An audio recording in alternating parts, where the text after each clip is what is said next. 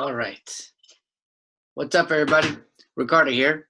I'm a community program specialist for the San Mateo County Libraries, and I want to invite you to my really cool science program called Open Labs, where everybody's welcome to explore, experiment, and experience all types of sciences. So please make sure to like that button right there. And if you love science, if you love the library, and if you enjoy doing just a bunch of science experiments. And also make sure to follow us for new content that we're going to be having further in the weeks. Okay?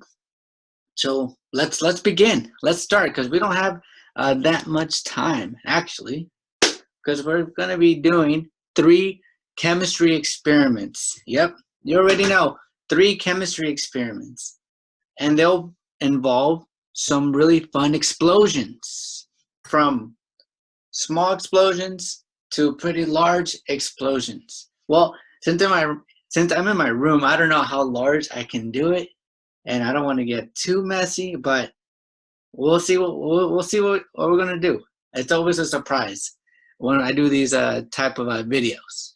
Okay, but before we begin, you already know we are going to be doing some brain energizer activities, something to really activate our brains, because when you're learning science, you have to be awake. You have to be awake. You can't be sleeping, or you can't be tired. Well, you can't be tired, but you may miss something, especially with chemistry when we have a lot of ingredients and we have a lot of different steps we have to do. So this game, I just made it today. I thought about it and I was like, what kind of game should we do? I haven't done something new. So I just thought of this game called the popcorn. I'm calling it the popcorn game. Does it make sense? We're gonna find out. Okay. So let's see. So basically, what we're going to do is when you hear the sound of the drum, you're gonna jump like popcorn. Jump. Okay. You're gonna jump. Now here is the trick. Okay. There's always a wait. Wait a minute. You're supposed to remember the number of times you hear the pop. So that was 3 times. So that means you must have jumped at least 3 times, right? You have to jump 3 times. So let's try again.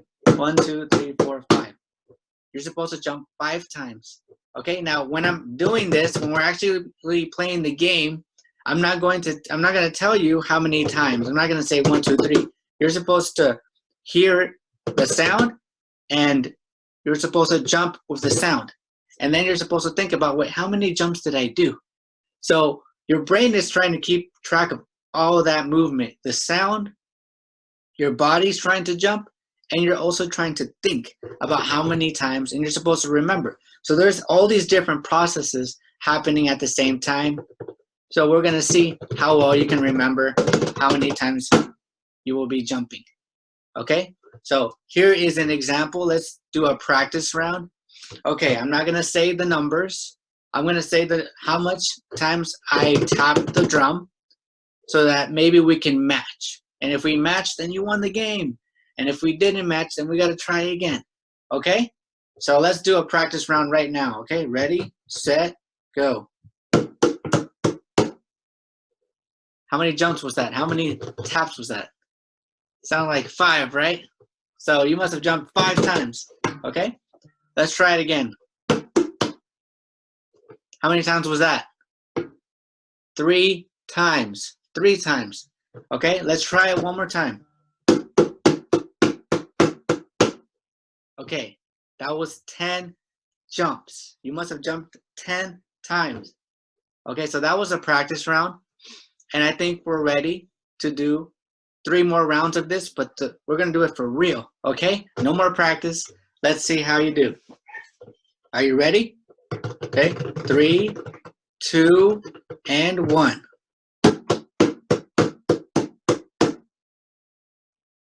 How many times was that?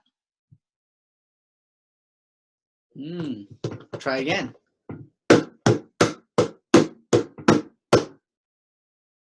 8 times. You see, now it's harder to do this as well. I'm tapping and counting because I'm focused on the sound. I'm focused on what I'm doing right now. And at the same time, I have to remember how to count. Okay, so that was 8. So let's try another number. Let's see. I'm looking at my keyboard trying to see which random number I'm going to do. Okay, ready, set, go. How many times was that? 6 times. Ready, set, go. 3, 2, 1, 3, 4. Okay, we're jumping a lot. We are jumping a lot, trying to get our blood flowing. So let's do the extra fast round, and then we're going to get started because we have 3 different experiments to do, and it's going to be pretty fun. So let's see. I'm going to start slowly, and then I'm going to go faster, and then I'm going to go slower. Okay, are you ready? Ready, set, go. 2, 3, 4, 5. Now let's go a little bit faster. 10, 6, 7. Okay, now I'm going to go slower. Ready? 1, 2, 3, 4, 5. Woo. Try doing this yourself and counting at the same time. It's not that easy. Okay? Well, that was our popcorn game. I feel like we are ready. You already know. Our brains are activated. We are ready to start. Okay? So today we're going to be doing 3 different types of experiments. The first one is the color changing milk experiment, or I call it the milk explosion. It looks pretty cool. It's one of these small little implosions that you see. Okay. The second experiment that we're going to be doing is the volcano. Everybody has done this before. If you haven't, today is the day. Today is the day, and we're going to be doing it. And the third experiment we're going to be doing is soda geysers. Yes. Yeah, I know. It's a lot of different types of experiments, and it may get messy. It may not. It depends on how much ingredients we put in our experiment, and also depends on your setup. Okay, so I'm talking to you adults. Yes. So if you have an area where you don't mind it getting messy, like the sink, or maybe if you have a backyard, or maybe the bathtub, I don't know where. If you have an area where you don't mind it getting messy, dedicate that zone for our chemistry explosion zone. That's going to be the zone. Now remember, to do these experiments, you need adult supervision, adult support, help, because we're working with different chemicals and we're working with different ingredients. And if you put more of an ingredient than the other, it may not work. And then it's a huge problem, but it's always best to have an adult nearby. So you're welcome to watch the video, but make sure, that when your adults come back, you do it together, okay? So like last week, I'm going to show you the materials that we're going to be doing. I'm going to go over them. I'm going to share my screen right now. I have them in a document. Let's see. Here you go. I think you could see it. There it is. All right. Let me zoom in a little bit. Okay. The first experiment that we're going to be doing is the color changing milk. What are you going to need? Just a cup of milk, a plate, food coloring if you have it around. You really need this to really work, so please get some food coloring. Dish soap, a cotton swab, a disposable pan. Yes, for all these experiments, you're going to need a disposable pan or a reusable pan as well. That works too. And adult help as well, as you can see.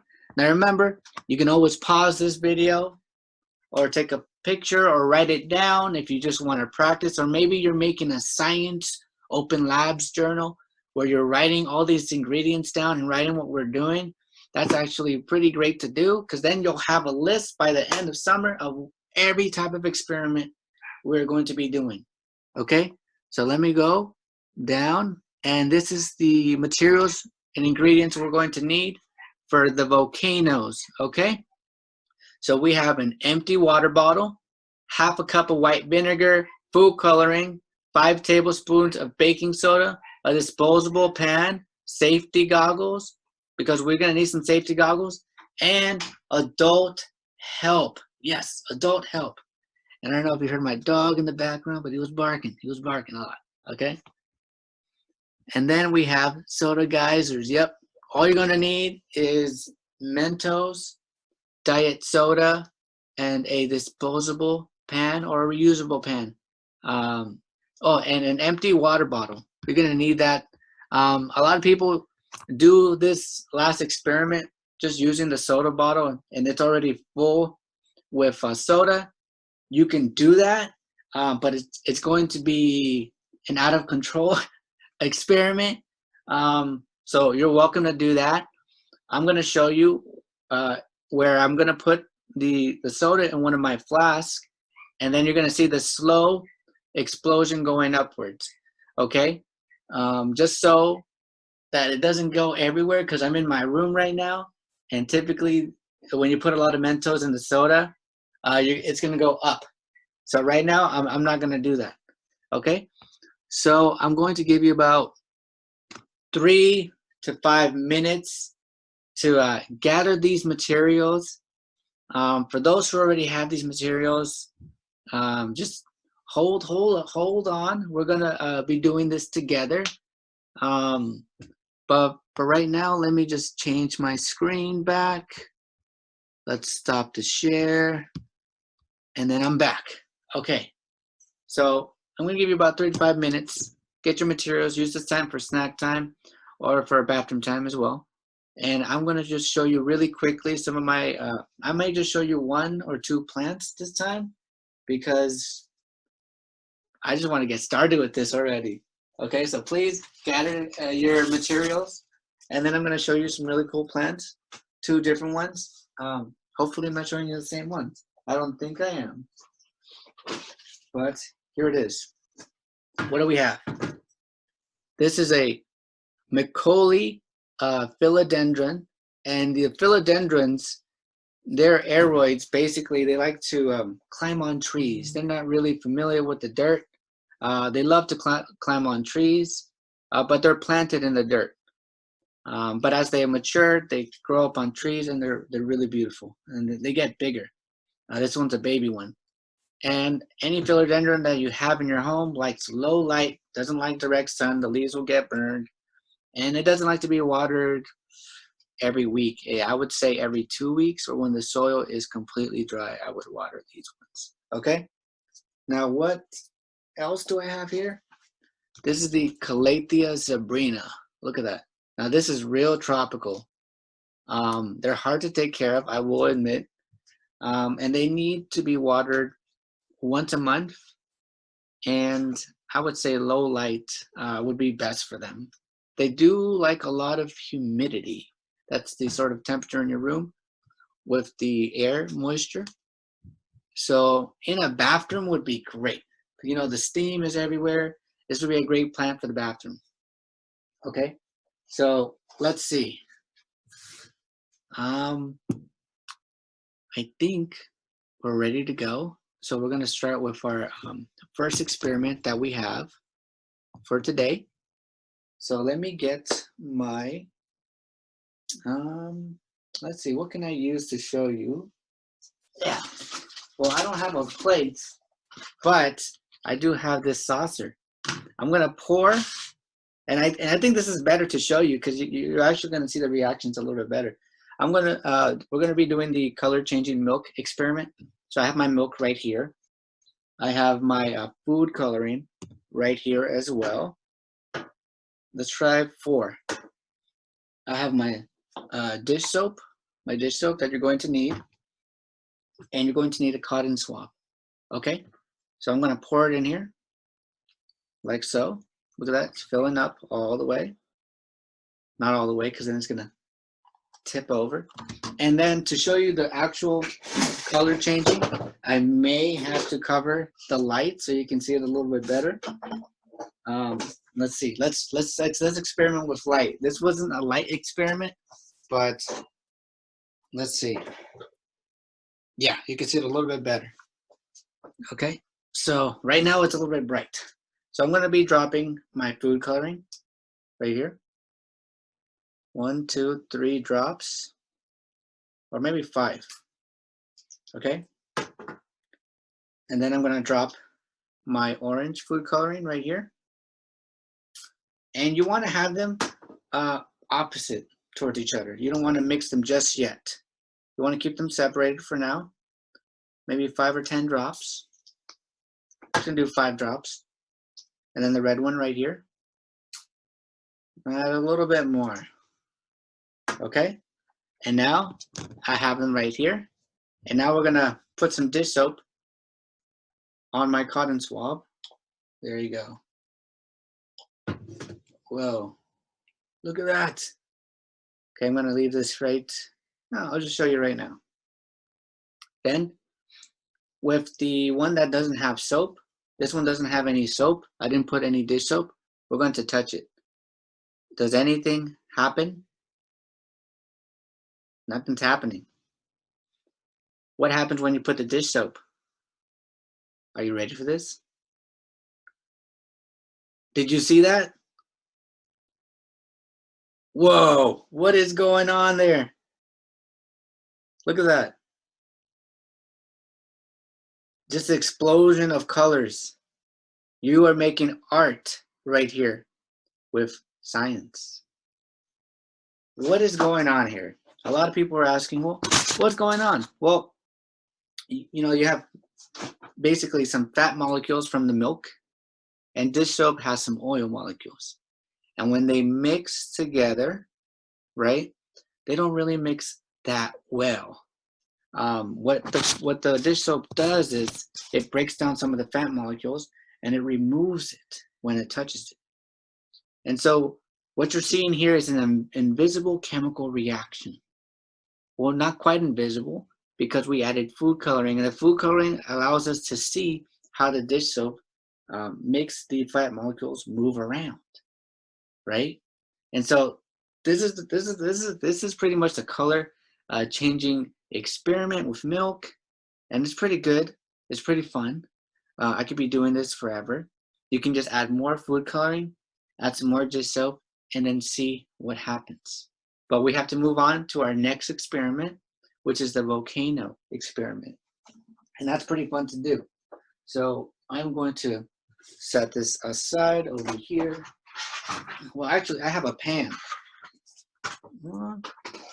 Let's see, where can I set this aside? There it is. Okay, I have my little pan here. I'm gonna carefully, because we're responsible, put it right here. There you go. Well, that was good. And also get some paper towels. It's gonna be messy. That's the whole part about chemistry. It's gonna be really, really messy. Now for this next experiment, I'm gonna wear my goggles because we are working with baking soda. And I also have some gloves this time. I found some gloves. We're gonna be working with baking soda and vinegar, right? So, you know, if you've ever done the volcano experiment, there's different ways of doing this. I'm going to show you the way I've done it before. It's been a long time. However, it is pretty fun to do. And we won't have time really to decorate the volcano because I just want to show you what's going on with this water bottle, empty water bottle here. I'm going to show you the reaction so you can see. But please just, if you want, find some paper, find some cardboard, and tape it all around, and then paint it or draw it, and then make it into a volcano if you like. But for right now, I'm just going to show you the chemical reaction of this. And so I'm going to do this in a bowl that I have right here. There you go. Here's the bowl. Okay. What are we going to do? We're going to add 5 tablespoons of baking soda. Just 5 spoons, or whichever spoonful you have. That's 1. That's 2. That's 3. That's 4. And that's 5. Now, if you want to add a little bit more, you can. Why not? And if you have a funnel, that's great. I didn't have a funnel, or you could just use a paper and then wrap it into a funnel, and it'll work too. So you don't get it all over the place. But that's why I have this bowl here. So you can also see the chemical reaction that's going to happen really soon. Okay, that's a lot of baking soda. Okay, that's a lot. And that's great. That's what I love about this experiment. You can play with the baking soda. You can play with the vinegar amount. I have the vinegar here, the white vinegar that I'm using. I just decided to just put it in the cup. I didn't want to, pour it like that. Not a good idea. I recommend just pouring it in a cup and then going like that. But before we do that, I'm going to add some lava. Right? Remember our lava lamp last week? That was pretty cool, huh? I'm going to add some red food coloring right now. 1, 2, 3. And why not? Let's add a little bit of yellow. Just a little bit of yellow. Okay. Are you ready for this? Now, typically when I do this experiment, I would have clay, and we would use clay to put it all over, or maybe Paris of plaster, or like I was saying, paper to make it into like a volcano. But I wanted to show you the chemical reaction that happens inside the volcano that we make. Okay, are you ready? So we added the baking soda, the food coloring, and now we're gonna add the vinegar, okay? Are you ready for this? Okay, let's watch the explosion. Whoa, look at that. It's all fizzling. Add a little bit more. Ooh, a little bit more, whoa. Look at that, ooh. Look at all that carbon dioxide that's going on. That's what the bubbles are. Carbon dioxide, you can find that in the sodas we drink, okay? And this is happening because when you mix vinegar and baking soda, it breaks down everything, and so it makes carbon dioxide, right? So you need to have the two. And let's see, on time, can we do this again? Maybe. Let's add a little bit more. I'm not sure if it's gonna work fully, but we'll add just a little bit more. And you can keep doing, this is the great thing about this volcano experiment. Oh, look at that, it's fizzing everywhere. The great thing about this experiment is you can add as much baking soda as you want, add the vinegar again, and it's gonna keep giving you explosions all day. Until you run out, of course, but that's the fun part about this. Look at that. If I drop it to my bowl, you hear the sizzling? It's just mixing with the vinegar. And so I'm gonna add vinegar to my cup right here. Just add it in there. Remember, adult supervision here. This is pretty heavy. And it doesn't smell that great. Okay? Gonna add it. Let's see what happens. Did I add enough? Whoa, look at that. Right there. All that carbon dioxide gas. Now, if you really wanted to do something with this, as it goes up, when you cover here, it adds some pressure and you let go and it splatters everywhere. But only do this if you have an area where you can easily clean it up, okay? Or if you're doing this outside. I didn't do it outside because it's pretty windy and cold and you probably wouldn't be able to hear my voice. So that's why I didn't do it outside, okay? Great. So that's, and as you can see, there's still a little bit more baking soda underneath. So if you swirl it around, it's still going to create even more gas, okay? So that was the volcano experiment. You can shake it up, okay? And good thing I'm wearing gloves because then my hands would be smelling like vinegar all day, okay? Well, until I wash my hands, of course. So that's done. And let's get on to our last experiment of the day. So I'm gonna still use this. You can use an empty water bottle for this one. We're doing our soda geysers. I'm gonna use my beaker here. It's perfectly fine if it's there. And if we have enough time, I'll show you. Yeah, we have enough time. For this experiment, you've probably seen this everywhere. I've never done this personally before because, I don't know, I just never had the need to go to the store and get me some Mentos. But we're doing it today. Typically, you would put the Mentos in your soda bottle, just like this. You open it up, right? And you would just put all the Mentos inside. And then it would just, boom, go up in the air. But since I'm in my room, I can't. I'm not gonna be able to do that. So I'm going to pour it in here, and you're gonna still see the same reaction, but in a slower way. However, you're more than welcome to do this with parent supervision, of course, outside, or do it the regular way it's done. But I'm going to show you a more controlled way where it's easy to clean up. Okay, so let's pour my soda in here. Look at that carbon dioxide right there. If you have an empty water bottle, just pour it halfway. I'm going to do the same thing here. I'm going to pour it halfway. Right there. Just a little bit. There you go. Now I'm going to open my packet of Mentos. I think I could do it with my gloves.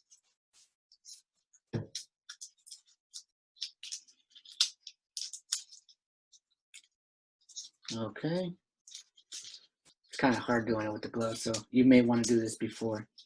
Now, this experiment is a one-time hit, meaning that once you put these Mentos in, if you try to add more, it's not going to work again.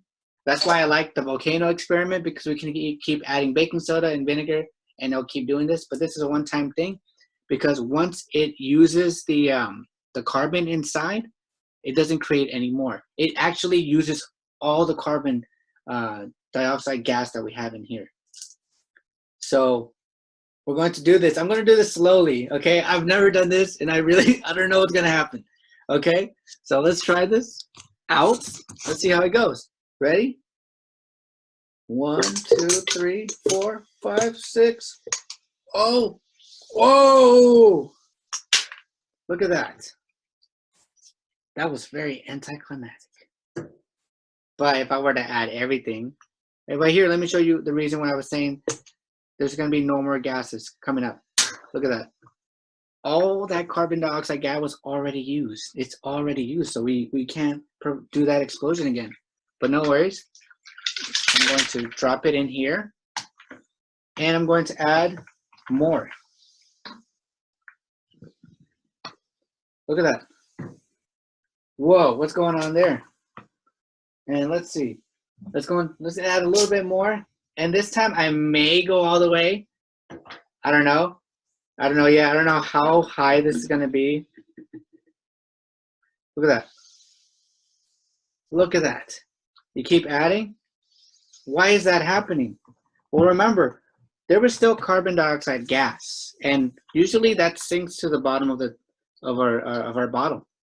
And so that's why you saw that explosion that you saw right now when I poured it in. So let's try again. Let's see what happens. Did all the carbon dioxide gas go away? Let's see. Let's open the last pack that I have. All my Mentos are all gone. Okay. Let's see. Let's try one more time, and let's see what happens. Let's see. I don't know if it's gonna work because we already did it. Look, it's doing its thing. It's going up, but it's not going as high because remember when I poured this inside already, it already used the carbon dioxide gases or the bubbles that was already inside the soda. You see? And even if you try to swirl it around, it won't create that chemical reaction anymore. So, like I was saying, this is a one-time hit or a one-time wonder. So, make sure when you do this, add a whole bunch of Mentos, okay? Add a whole bunch. And right now, actually, the Mentos is mixing with the baking soda and vinegar. It's creating some type of steam. That's science. You never know what happens when you do experiments. But thank you, everybody, again, for joining us in Open Labs. And we have Miss Ashley, who's going to be doing some story times right now. So please join, and I'll see you next week for our next experiment. Okay? Goodbye, y'all, and have a good one.